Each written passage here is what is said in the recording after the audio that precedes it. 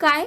तुमचीही मुलं फळं खायची वेळ आली की नाटकं करत असतील तर हा पदार्थ बनवा, जो बनवायला अगदी सोपा आणि सगळ्यात महत्त्वाची गोष्ट म्हणजे पौष्टिक आहे आणि फ्रीजमध्ये ठेवल्यावर 8 ते 10 दिवस टिकतो. तर त्यासाठी 2 मोठे चमचे कढईमध्ये तूप गरम केलं.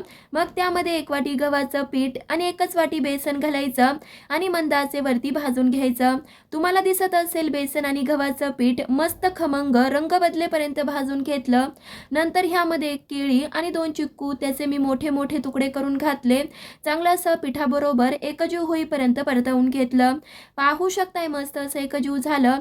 गॅस बंद करून हलकं कोमट होऊ द्यायचं. मग ह्यामध्ये 1 वाटी चिरून घेतलेला गूळ आणि 1च चमचा तूप घालून चांगलं असं एकजीव करून घेतलं.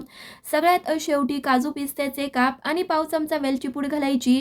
व्यवस्थित मिक्स करून तूप लावलेल्या थाळीवरती मिश्रण सेट करून घ्यायचं. साधारण 10 मिनिटांनी बर्फी कट करायची आणि फ्रीजमध्ये अर्धा तासासाठी सेट होण्यासाठी ठेवायची.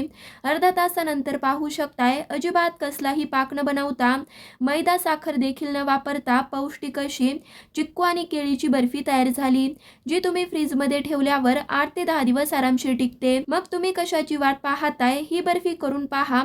कशी वाटली ते सुद्धा कमेंट करायला विसरू नका.